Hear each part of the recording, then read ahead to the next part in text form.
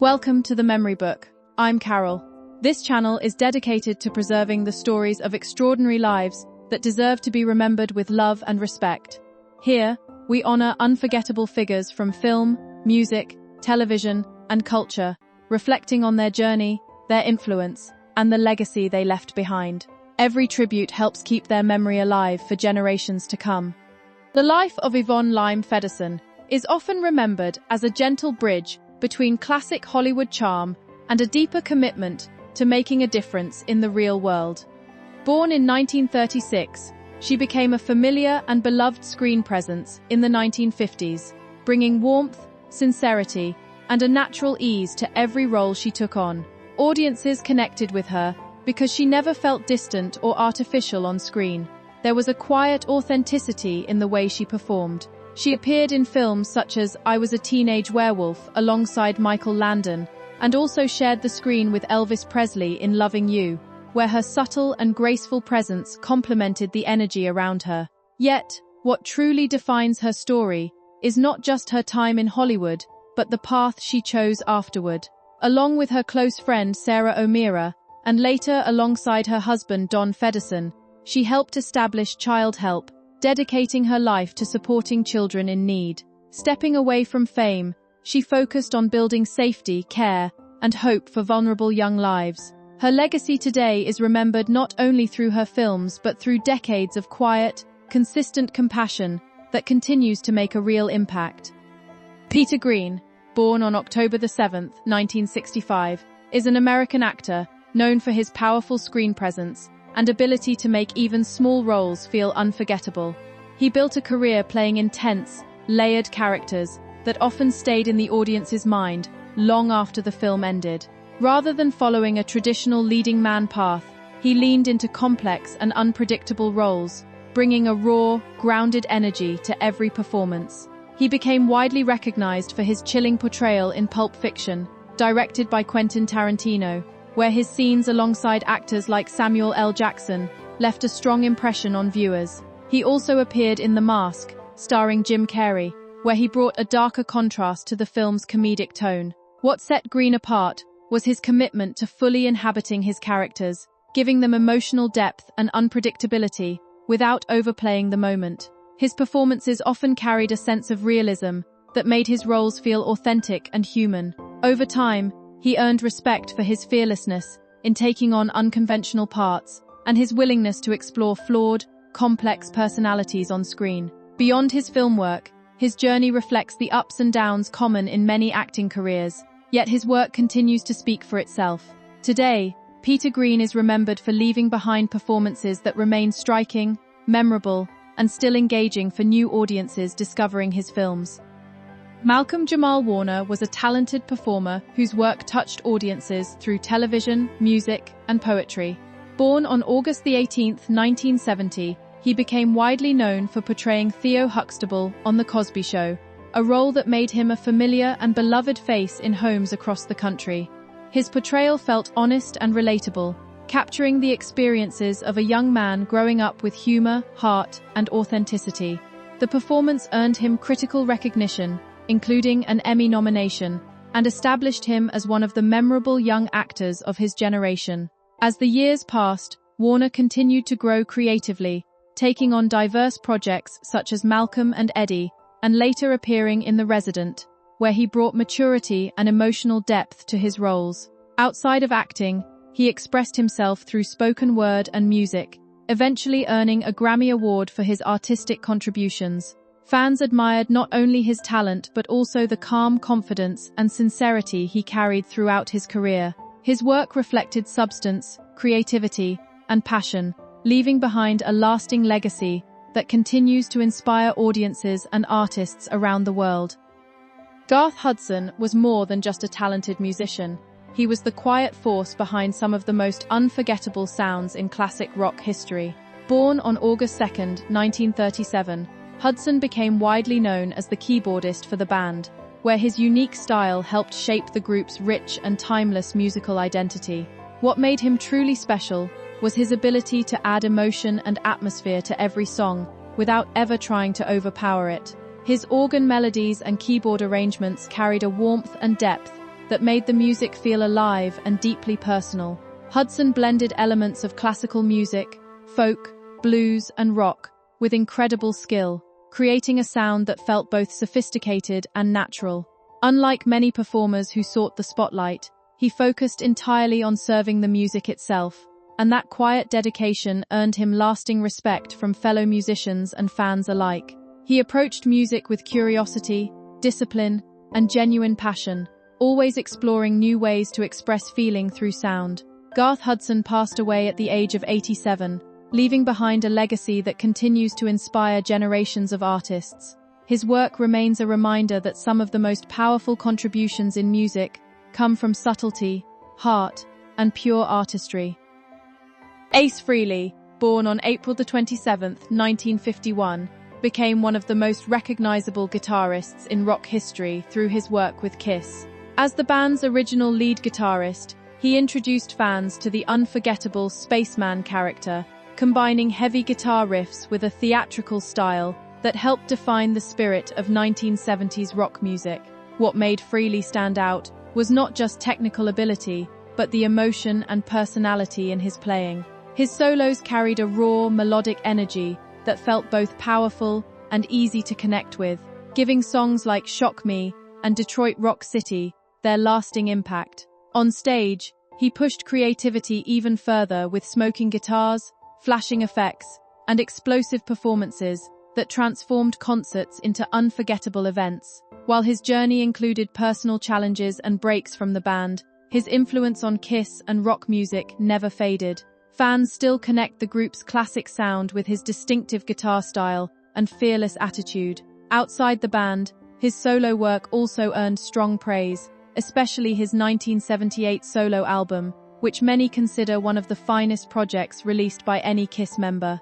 Even today, Ace Frehley remains respected not only for his music, but for the originality, confidence, and character he brought to rock and roll. Hollywood has always loved transformation stories, but few figures embody that arc as sharply as Steven Seagal. His rise was not built on conventional stardom, but on the illusion of inevitability, an impression that, once he arrived, nothing could stop him. Yet behind that cinematic image lay a life shaped by fragility, discipline, and relentless reinvention. He emerged in an era when action heroes were expected to be larger than life, yet his presence carried a different tone, controlled, minimal, almost quiet in its confidence. Audiences responded to that restraint as if it were its own form of force. But the story beneath the screen persona is not simply one of fame. It is a layered journey through illness, cultural displacement, ambition, and eventual decline. The myth of invincibility was built slowly, through years of obscurity and discipline, before Hollywood ever noticed him, and once it did, the rise was rapid enough to feel almost unstable. This is the paradox of his story. A man who spent his early life struggling for basic physical stability would later become a symbol of unstoppable strength. The tension between those two realities defines everything that followed, from his breakthrough roles to his eventual retreat from mainstream cinema and reinvention in quieter, more controversial forms of work and performance.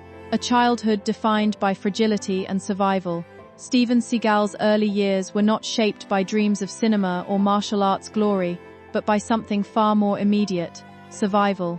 Born into a modest household in Michigan, he entered the world as a physically fragile child, struggling with severe asthma. Breathing, an unconscious act for most, became an unpredictable challenge that governed his days and nights. His parents lived with a constant awareness of this vulnerability, creating a household atmosphere shaped by vigilance and quiet fear. Nights were often interrupted by coughing fits and moments of panic, while daylight brought cautious routines designed to avoid triggers that could worsen his condition. This fragility isolated him from the physical freedom other children enjoyed. While peers ran outdoors, he often remained indoors, observing life through windows rather than participating in it. That distance from normal childhood experiences shaped his internal world, fostering both introspection and determination. Rather than simply accepting limitation, he developed an awareness of control, of breath, of movement, of physical restraint. These early experiences did not yet resemble martial discipline, but they laid the psychological groundwork for it. his sense of identity was formed not through strength, but through the absence of it, creating a desire to one day overcome the very limits that defined his early existence: migration, climate, and the first shift towards strength. The turning point in Seagal's early life came not through personal choice, but through necessity. His family relocated from the cold environment of Michigan to the warmer climate of California in hopes of improving his health. This move, while practical, became symbolically significant in shaping his future trajectory. The change in environment eased his breathing difficulties, giving him something he had rarely experienced before: physical relief. For the first time, exertion did not feel immediately threatening, and movement became less restricted by the constant fear of collapse. This newfound physical stability did not instantly transform him, but it created space for curiosity and experimentation. As his body became more reliable, his attention shifted outward. He began observing movement, posture, and physical discipline in ways that would later define his martial identity. The contrast between his earlier fragility and his emerging capability created a psychological tension that fueled his drive towards self-improvement. California did not simply change his health, it changed his perception of possibility. What had once felt inaccessible began to appear within reach, even if only gradually. That subtle shift marked the beginning of a longer journey towards structured discipline and eventually, martial arts mastery. Discipline in Japan and the formation of identity. In his early adulthood, Seagal traveled to Japan, a decision that would define the foundation of his martial identity. Immersing himself in the world of Aikido, he entered a discipline deeply rooted in tradition, hierarchy, and precision. The environment was not welcoming in an easy sense. It demanded proof rather than promises. As a foreigner, he faced scrutiny, skepticism, and the constant expectation that he would fail to adapt. Yet this pressure became part of his training, rather than an obstacle to it. The dojo environment emphasized repetition, patience, and controlled movement. Instead of aggressive confrontation, Aikido required redirection and balance. For Seagal, this philosophy aligned with his personal evolution, from fragile child to controlled practitioner. Over time, he earned respect not through forceful display, but through consistency and endurance. His progress eventually led him to teaching roles, an uncommon achievement for a foreign practitioner at the time. This period in Japan was not merely technical training, it was identity formation. It reshaped his understanding of power, shifting it from raw strength to controlled efficiency. That philosophy would later become central to his on-screen persona, where minimal movement often conveyed overwhelming authority. Return to America and the struggle for recognition. When Seagal returned to the United States, he did so with a refined skill set, but little immediate recognition. Opening a dojo in Los Angeles, he attempted to translate his Japanese discipline into an American context that was often skeptical of traditional martial arts philosophies. The early years were financially unstable, marked by limited students and uncertain income. Unlike the structured environment of Japan, Hollywood-era Los Angeles demanded visibility, marketing, and adaptability, elements that did not naturally align with his reserved teaching style. Despite these challenges, his reputation slowly began to circulate within martial arts and film coordination circles. His involvement in choreography work for films introduced him to the entertainment industry, though initially only behind the scenes. These early contributions were not glamorous, but they exposed him to the mechanics of filmmaking and the possibilities of translating martial realism into cinematic form. However, recognition remained elusive. Many dismissed his approach as too rigid or unconventional for mainstream action cinema. Yet this period of obscurity mirrored earlier phases of his life, moments where persistence mattered more than visibility. It reinforced a pattern that would define his career: long stretches of silence followed by sudden, dramatic emergence, breakthrough, and the redefinition of the action hero. The turning point in Seagal's career came with his transition from martial arts instructor to film lead. His breakout role introduced audiences to a different kind of action presence, one that emphasized calm authority rather than exaggerated physicality.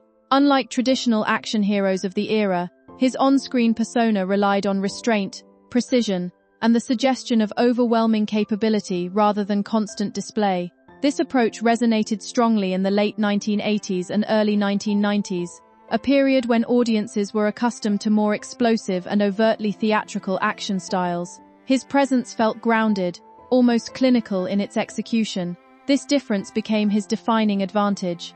As his films gained popularity, he quickly transitioned from an unknown instructor to a recognizable cinematic figure. The success was not accidental. It was built on years of disciplined training and a personal philosophy that valued efficiency over spectacle. However, rapid fame also introduced new pressures. The film industry expected constant output, larger performances, and expanding public persona. What had begun as controlled growth now accelerated into full-scale celebrity, setting the stage for both peak success and eventual strain. Peak stardom and cultural impact. At the height of his career, Seagal became one of the defining figures of 1990s action cinema. His films achieved strong commercial success and positioned him alongside other major action stars of the era. His on-screen characters were often defined by calm intelligence, strategic thinking, and decisive action under pressure. This consistency created a recognizable cinematic identity that audiences associated with reliability and intensity. One of his most commercially successful films solidified his status as a global action figure, earning significant box office returns and widespread recognition. During this period, his public image expanded beyond film roles into cultural symbolism. He was seen not just as an actor, but as a representation of controlled strength. However, peak visibility also brought scrutiny.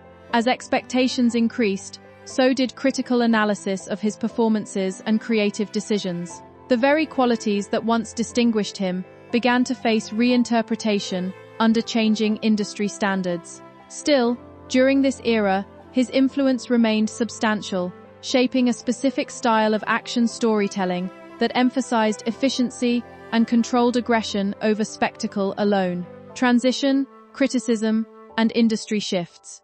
As the 1990s progressed, the landscape of action cinema began to change. Audiences developed new preferences, and the industry shifted toward different storytelling styles and emerging stars. Seagal's work, once considered innovative, began to face more critical reception. Projects that were intended to expand his creative range often received mixed responses, and box office performance became less consistent. This period marked a transition from dominance to uncertainty. Films that once guaranteed success no longer carried the same impact. The industry's evolving expectations created friction between established personas and emerging trends. Seagal's screen presence, once seen as distinctive, was now often viewed through a more critical lens. Despite this, he remained active, continuing to work in film and explore different roles both in front of and behind the camera. However, the sense of inevitability that had defined his earlier rise began to fade. What replaced it was a slower, more fragmented career trajectory, shaped by changing audience interests and industry dynamics.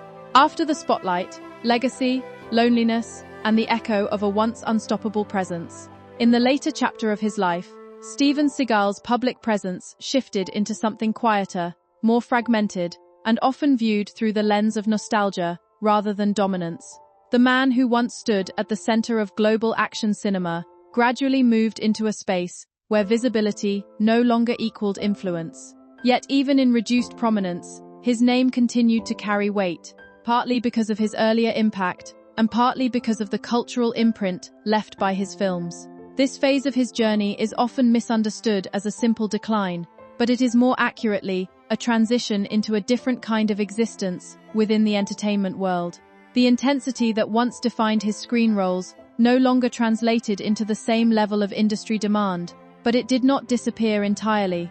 Instead, it shifted into smaller projects, occasional appearances, and a continued association with the martial identity he had built decades earlier. Public perception during this time became increasingly polarized. Some viewed him as a relic of a fading cinematic era, while others continued to associate him with a particular style of disciplined, controlled action storytelling that had once reshaped the genre. At the same time, his earlier life story, marked by illness, discipline in Japan, and rapid Hollywood ascent, began to take on a myth-like quality, often overshadowing his later work. reinvention through music and personal expression.